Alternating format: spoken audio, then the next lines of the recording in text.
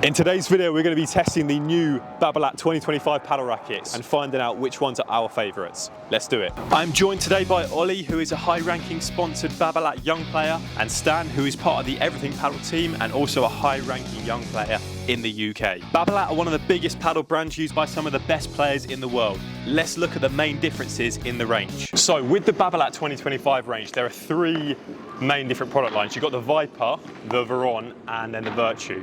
And the main difference between these is just the material. So the VERTUO is very soft, it uses just fiberglass. The VERON, however, uses a mix of carbon and fiberglass. So you still get good comfort, but a little bit more strength and durability. With the Viper, it is carbon. So it's a lot stronger, a lot more durable, and a lot more powerful as well. And then within these ranges, you've got three types. You've got the counter, the technical, and the air. Counter one is round, so it's control based.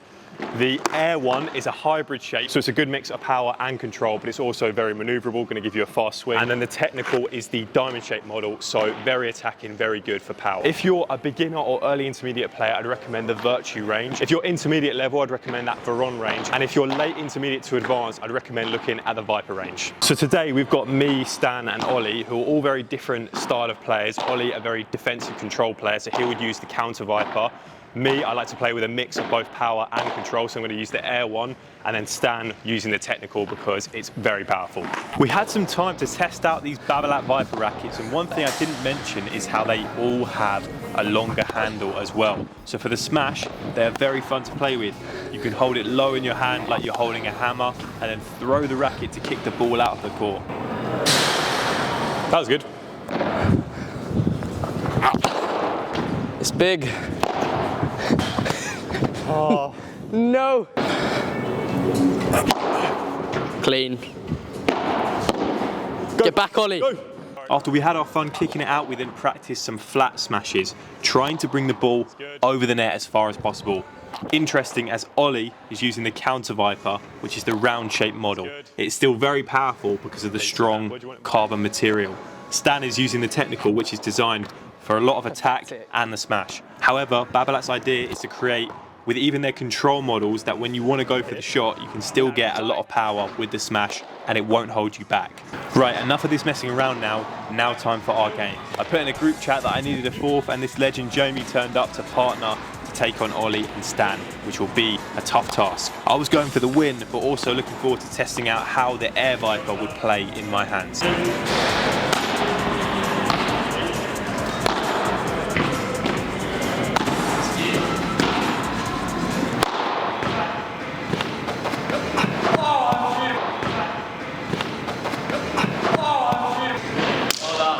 So me and Stan were both going for it with the smashes early on. However, Stan with an amazing counter to my smashes down the line. So much spin that I couldn't quite get it.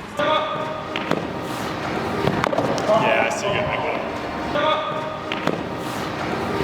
However, I could get a little bit of payback because when Stan tried his big kick smash by three, I could run forward and go for the X4.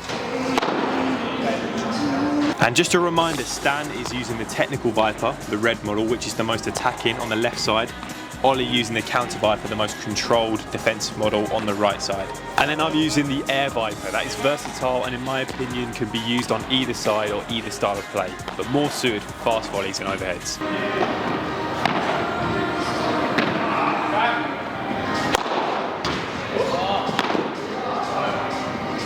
The Air Viper suited my style perfectly. I need to be able to maneuver my racket quickly, so it's ideal for volleys and vibras. So the fact it's a bit lighter suits my style as well. Maybe I would use the counter if I was playing on the right side for that bit more stability and control, but definitely the technical would not work for me. If I was a bit taller, more aggressive and had a bigger smash, I would go for that one.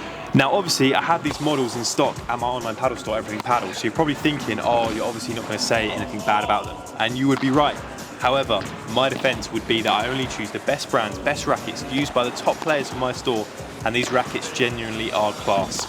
Some of them are not for me and wouldn't suit my style, but certainly could suit yours. After the first set, we switched our bats around. I tried the technical, the more attacking model, and Stan went to the air. And the technical was good, but for me personally, I found it a little bit too attacking, and the air definitely suited me better. I could feel that I needed a better smash to play with this one.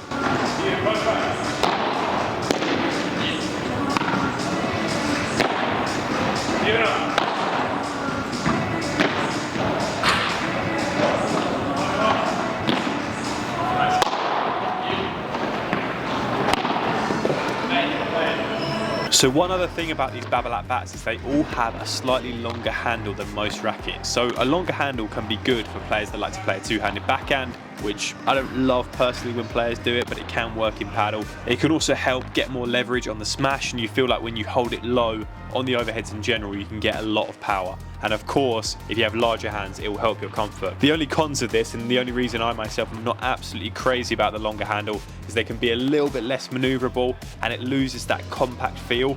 Maybe it's just because I'm used to the shorter handle. Anyway, I'm sure a lot of players coming from a tennis or squash background will like them.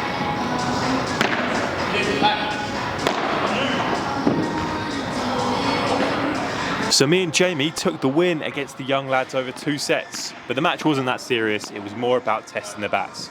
Check out these models at my online paddle store, subscribe if you haven't already, and I will see you in the next video.